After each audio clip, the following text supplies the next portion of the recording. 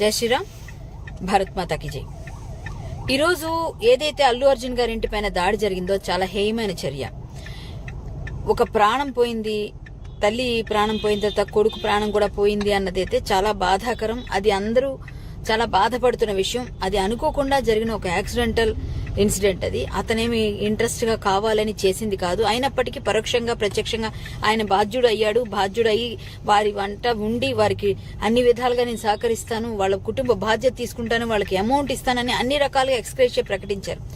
ఇప్పుడు కొడంగల్ జిల్లా యూత్ కాంగ్రెస్ అధ్యక్షుడు ఎవరైతే శ్రీనివాస్ రెడ్డి సంథింగ్ ఆయన ఎవరైతే ఉన్నాడో ఆ శ్రీనివాస్ అనే వ్యక్తి ఇంతమందిని స్టూడెంట్స్ అందరినీ కూడగట్టుకుని వెళ్లి ఇంటికెళ్లి ఫర్నిచర్ ధ్వంసం చేసి చాలా బేభత్సం చేసి వాళ్ళ భయభ్రాంతులకు గురి చేసే విధంగా చేస్తే పోలీస్ వ్యవస్థ ఏం చేస్తుంది అంటే మనుషులకి రక్షణ గాని ఇండస్ట్రీ పీపుల్ అంటే అంత ఈజీగా ఉన్నారా, అంత చులకనగా ఉన్నారా? ఒక పెద్ద హీరో, ఒక పాన్ ఇండియా హీరోని పట్టుకొని, అంటే హీరో ప్రాణం ఒకటి మామూలు ప్రాణం ఒకటే నేను చెప్పట్లేదండి, ఎవరైనా ఒకటే. కానీ ఇష్యూ నడుస్తున్నప్పుడు ఆయన మీడియా ముందుకు వచ్చి బాధపడుతూ తన బాధను కూడా వ్యక్తం చేశాడు నిన్న. ఇలా చేస్తూ భయభ్రాంతులకు గురి చేస్తే పోలీస్ ప్రొటెక్షన్ ఇవ్వాలి కదా. పోలీసు హోంశాఖ ఎవరి చేతిలో ఉంది అంటే రేవంత్ రెడ్డి గారికి తెలియకుండానే ఇవన్నీ జరుగుతున్నాయా? రేవంత్ రెడ్డి గారికి తెలియకుండానే యూత్ కాంగ్రెస్ అధ్యక్షుడు అదే కొడంగల్ జిల్లాకి, అతని సొంత జిల్లాకి సంబంధించిన వ్యక్తి ఈ రోజు దాడి చేస్తున్నారంటే ఎవరు చేయిస్తున్నారు ఈ దాడుల్ని? సీఎం గారు మద్దతు ఉందని అనుకోవాలా? అంటే రేవంత్ రెడ్డి గారు ఒక మాట చెప్తారు, ఇక్కడ చేసే వాళ్ళందరూ చేసేది చేస్తుంటారు. పోలీసులందరూ కూడా వాళ్ళకి ఎందుకు ప్రొటెక్షన్ ఇవ్వట్లేదు?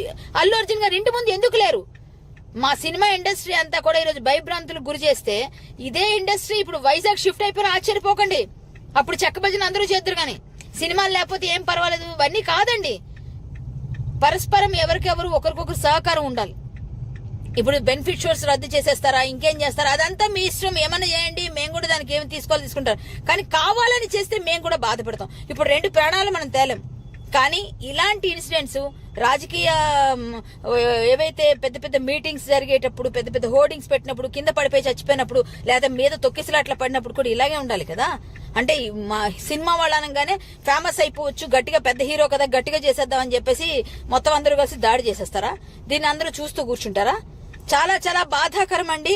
ఎక్కడైతే 2 ప్రాణాలు పోయాయో అది చాలా చాలా ఖండిస్తున్నాను, చాలా బాధపడుతున్నాను. వాళ్ళ ఆత్మకు శాంతి చేకూరాలని కోరుతున్నాను.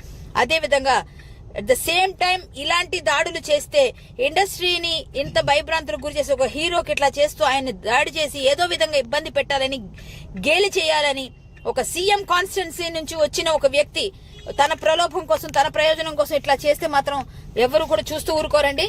మేము ఖచ్చితంగా దీనికోసం అందరం కలిసి కట్టుగానే ఉంటాము. ఇది ఇంకా ఆపితే బాగుంటుంది. వాళ్ళకి సహకారం జరగాలి, సహాయం అందాలని కోరుకుంటూ, రేవంత్ రెడ్డి గారికి తెలియకుండా ఇలాంటివి జరగవు. రేవంత్ రెడ్డి గారు ఇది కొంచెం గమనించుకోవాల్సిందిగా కోరుకుంటున్నాను.